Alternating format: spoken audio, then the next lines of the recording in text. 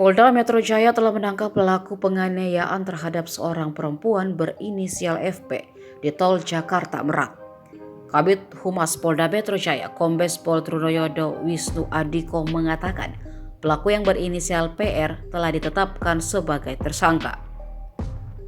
Trunoyodo mengatakan saat ini PR masih diperiksa.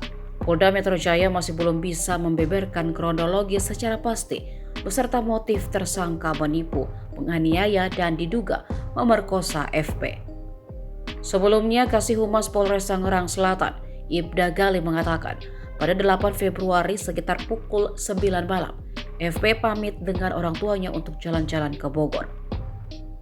Sesampainya di Stadion Sudirman, korban berkenalan dengan seseorang yang mengaku bernama Dika.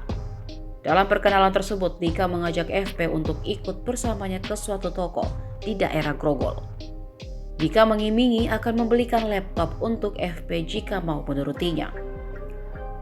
Usai melihat pertokoan gawai di Grogol yang sudah tutup, pelaku mengajak korban pergi ke kawasan wisata Kota Tua. Pelaku mengenalkan korban dengan teman-temannya yang berprofesi sebagai pengamen.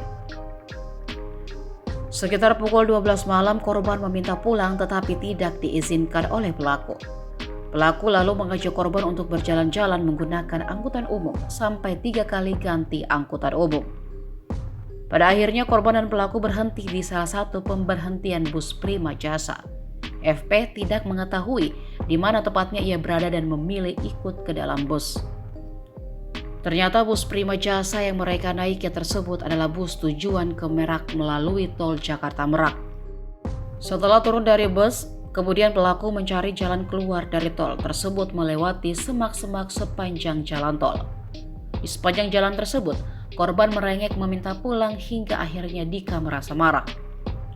Akibatnya Dika memukul dan mencekik FP hingga luka lebam pada bagian pipi bawah mata sebelah kiri. Kaki dan kedua lutut FP pun luka-luka. Tidak hanya itu, pelaku juga menggasak handphone dan dompet yang berisi uang Rp400.000. Setelah ditinggalkan, FP mencoba mencari pertolongan dengan kembali ke jalan tol. Sekitar pukul 5 subuh, korban ditemukan oleh anggota PJR Korlantas Polri yang sedang berpatroli kemudian dibawa ke pos PJR Bitung. Setelah itu korban dibawa ke Rumah Sakit Hermina Bitung.